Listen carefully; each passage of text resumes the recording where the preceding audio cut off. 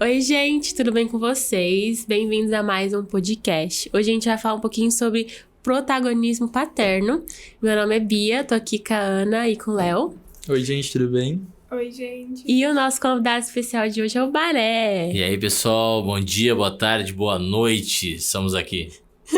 E aí, pra começar, fala um pouquinho, Baré, o que você faz da vida, quem que é você? O que eu faço da vida? Eu sou professor de geografia, de atualidades, geopolítica, sou pai, esposo, tenho um filho chamado Davi e esperando mais um chamado Matias. Matias, muito legal. Mas então, mister, você contou aí do Davi, conta pra gente, você planejou ser pai? Então, a gente planejou ser pai muitas vezes, né? O Davi foi a nossa 4ª gestação e o Matias é a nossa 5ª, nós só temos 2 filhos.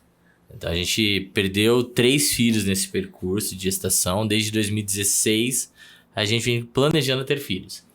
O primeiro filho foi uma menina que a gente perdeu com 5 meses, mais ou menos, né? Então, nós tivemos um aborto por causa de uma incompetência em estímulo cervical.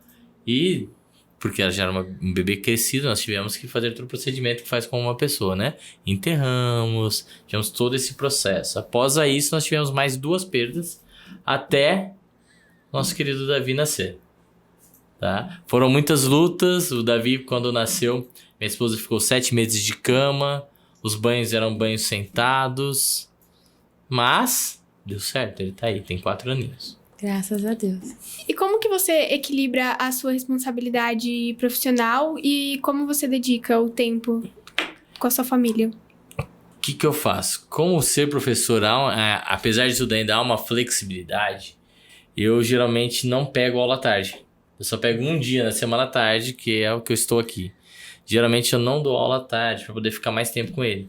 Então, eu brinco com o pessoal que eu falo que segunda, terça, quinta e sexta eu sou pai integral.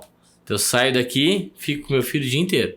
Então a nossa brincadeira, porque brincar com a criança é uma das coisas muito boas para o desenvolvimento.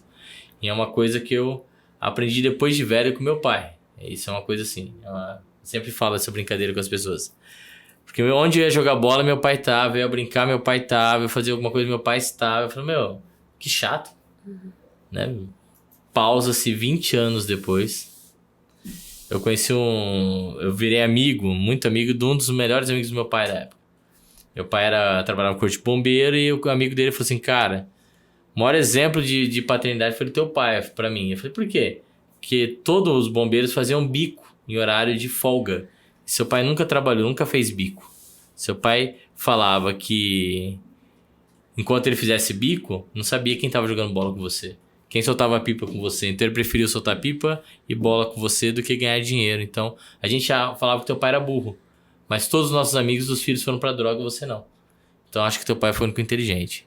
Então eu aprendi um pouco com meu pai sobre paternidade, tá? De ser presente. Então às vezes eu não pego aula pra cuidar mais do meu filho. E que tipo de valores e princípios você gostaria de passar tanto pro Matias que tá vindo aí e tanto pro Davi? Valores, honestidade, valores de ser uma pessoa que trate bem os outros, que seja uma pessoa que honre aos outros, uma pessoa educada, uma pessoa que tenha valores, que seja uma pessoa que seja boa para a sociedade.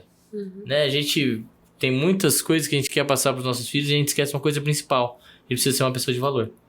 Precisa ser uma pessoa que as pessoas olham e falam assim, poxa, esse menino é legal, eu preciso ajudá-lo, eu preciso caminhar junto, eu quero estar junto dele. Então essa é a nossa, entre aspas, lutas com o Davi, né? Porque o Davi, para quem conhece, é um menino espoleta.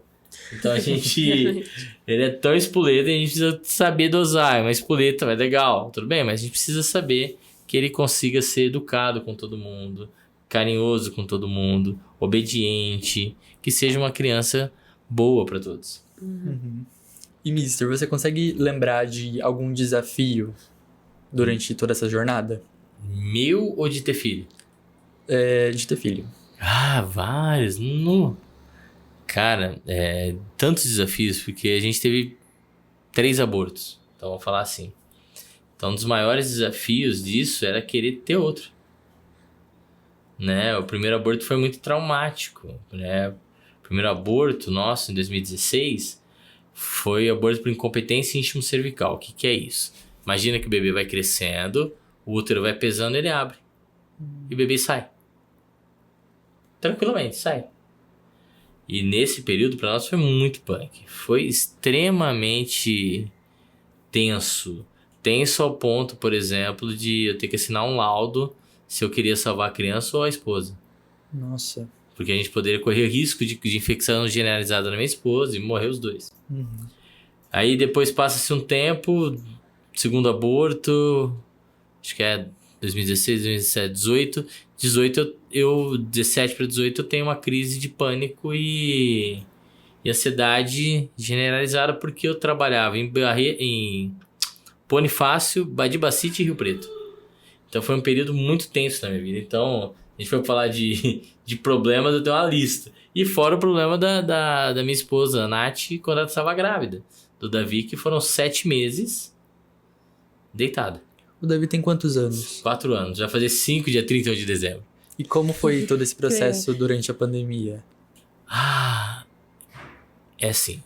A gente tem que abrir parênteses na minha fala, porque às vezes as pessoas vão achar estranho. Mas pra mim foi, entre aspas, bom.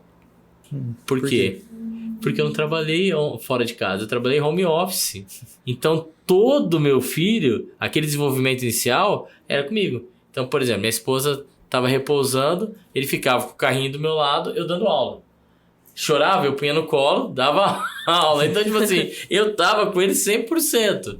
Então, a gente fez todo esse revezamento da pandemia, lógico, a gente sabe que a pandemia teve muita perda, certo? Não tô desmerecendo. Mas que pra mim foi bom por causa que eu fiquei 1 ano de licença, entre aspas, né, de paterna, né? Então, a gente cuidou muito do Davi, mas foi muito, até demais. Já eu cheguei a dar mamada no aula. O TT aqui dando aula pra ele. Porque pra mim foi o benefício, né? Da vizinha. Foi ótimo. Qual que é a sua maior paixão e como que ela surgiu? Minha maior paixão, sem ser família, música. Por que música foi minha paixão? Por causa que eu fui criado no ambiente musical. Meu pai ouve música o dia inteiro, até hoje. A vida do meu pai é ouvir música e não admitia que ninguém ouvisse música. Minha mãe odeia música. Minha mãe não ouve nada. Ela não suporta. Mas aí gerou essa paixão em mim de eu ouvir música, tocar, ouvir música o dia inteiro. Toco instrumento por causa que é minha paixão. Cheguei a trabalhar com música. Também a paixão ajudou no trabalho. Mas hoje é só hobby.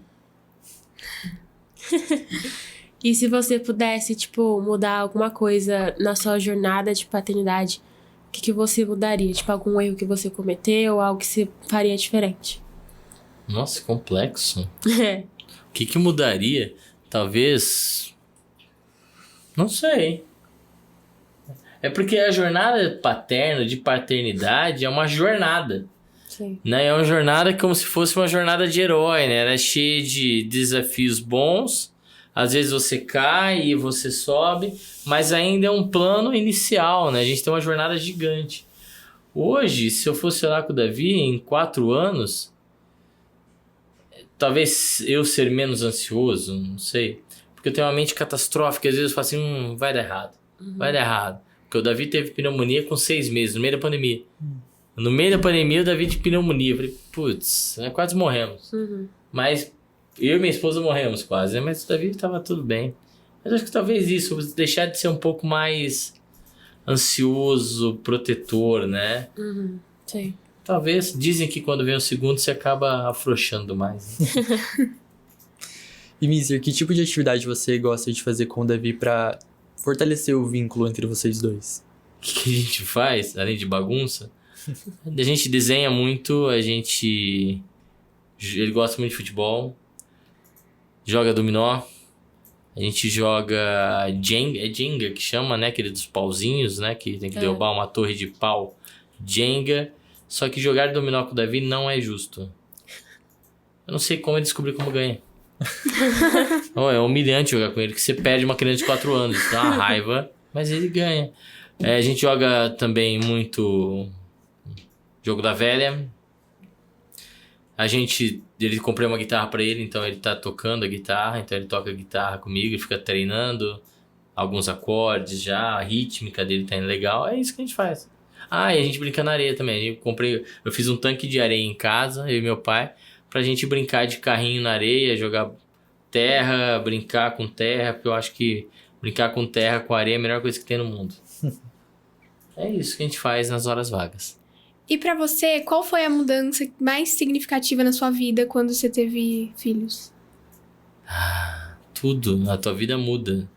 Primeira mudança mais significativa, talvez, que eu me tornei bundão. Não sei nem se pode falar essa palavra. Medroso. É melhor assim, né? Tornar-se medroso. Por que medroso?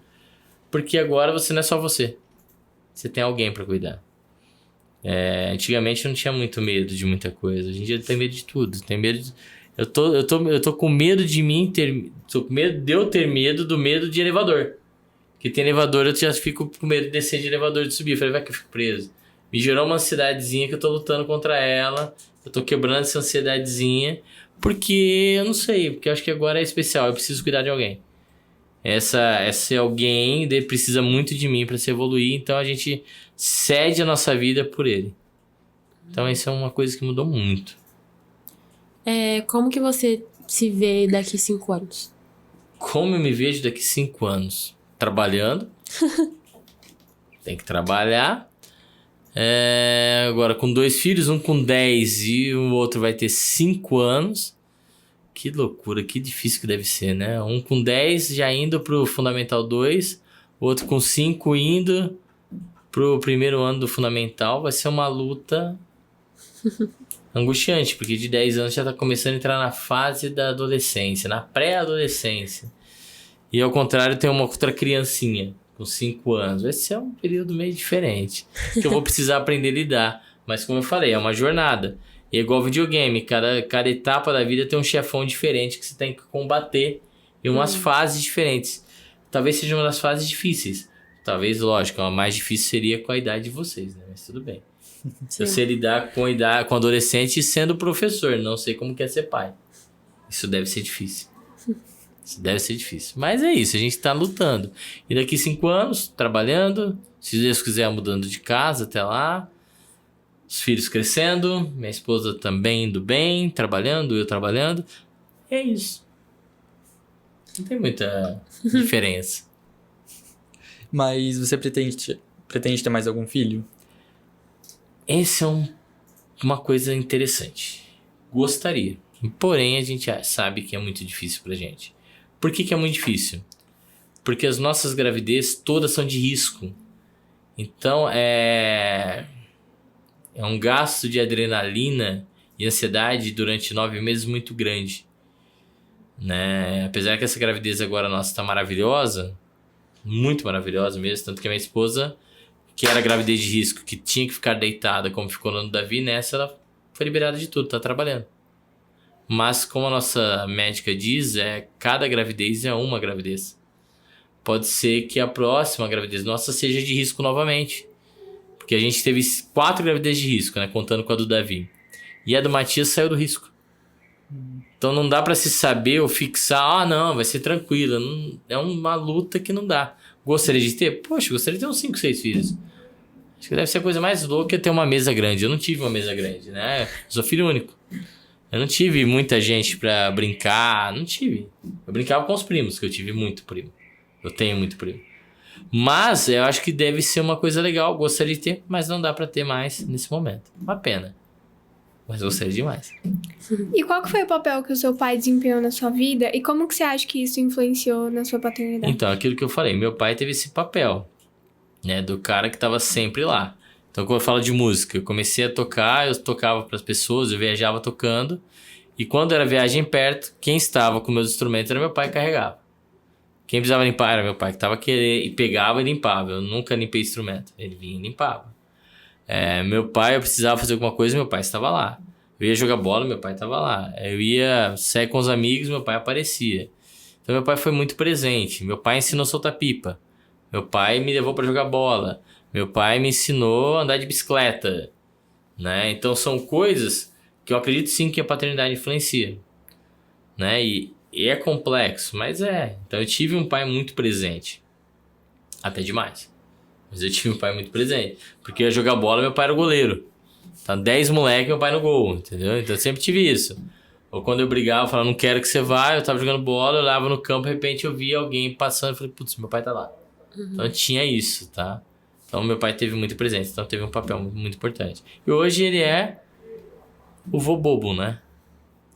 Porque meu pai fica sentado, meu filho pula nas costas dele e o vô vai andar de cavalo em volta da casa. Meu pai chega, meu filho fala assim, vou fazer o que eu mais gosto. Eu falei, o quê? Cansar o vô. Meu pai para e dorme e ele fica rindo do meu pai. Então, isso. E, tipo, se você pudesse passar uma mensagem, tipo, pras pessoas que passaram pela mesma situação do que a sua esposa, tipo, de aborto e tudo mais, qual mensagem seria? Porque, tipo, a gente entende que é um momento delicado, doloroso, horrível, exatamente. Horrível. Momento que vocês podem fazer, não desista, não se decepcione e se não conseguir, não se frustre. Né? Uma coisa que a minha esposa pensava muito, né? Adoção. Adotar. Você quer ter filho? Adote um filho. Adoção é lindo. Adotar é lindo. Né? A gente sabe o quão difícil é ter esse processo de perdas, processo e o quanto disso deixou marcas na gente. Em mim e minha esposa. Marcas que eu falo emocionais. Né? Por exemplo, cada gravidez da esposa, eu sei que quem perde filho é isso também. Cada gravidez é aquela coisa, e agora?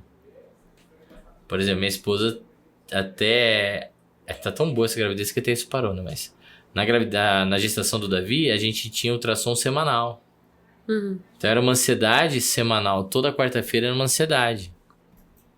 Porque você tinha que acompanhar o bebê. Então eu sei quem perdeu, como é tenso isso.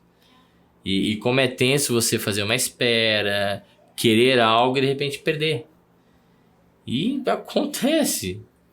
É mais do que a gente pensa. E isso, um conselho que eu dou é... Fiquem firmes, permaneçam. Não desistam. Pode ser, cara, não quero mais sofrer. Então desiste de ter filho, tudo bem. Adote. Sim. Né? Mas não desista. É muito difícil mesmo, cara. Eu tive crise de ansiedade. Fui parar no hospital para tomar medicação para acalmar a adrenalina. Meu coração tinha arritmias cardíacas, tinha medo de perda. Então, do Davi o tempo inteiro a gente achava que ia perder. Do Matias, cada gestação a gente ainda pensava que ia perder. Cada ultrassom falando, tem algum problema? E não tem. Mas por quê? Porque a nossa mente, quem sofre muita perda, a mente sempre vamos perder de novo. Não vai dar certo, tá tudo errado e... Não, mas não é assim. Né? Que o nosso coração, ele vem habituado a isso, a dor, a tristeza, a angústia. Né? Eu falo que minha avó dizia uma frase que eu acho que ficou muito na minha mente, que eu preciso tirar. Eu sempre falo isso nas aulas, não sei se eu já falei para as aulas de vocês. Que minha avó falava assim, que a gente veio no mundo para sofrer.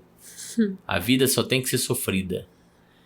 E é isso me agarrou, né? A gente perdeu 3 gestações, né? Um filho e 2 gestações. Eu falei, putz, a gente só vem para sofrer mesmo. E não é. Então, essa mente catastrófica, né? Que a gente carrega, de que a gente só veio para sofrer, só veio para sofrer, só veio para sofrer. Isso também não é assim. As coisas acontecem com pessoas boas, com pessoas ruins, né? O sol brilha para justos e ímpios, brilha para todo mundo. E é assim que acontece. É isso, Baré. Obrigada. Só? Então tá bom. Obrigada pela Obrigado participação. Gente, fiquem atentos aos próximos capítulos. E é isso. Muito obrigada pela audiência. Abraços. Tchau, tchau. Bye. Tchau, gente.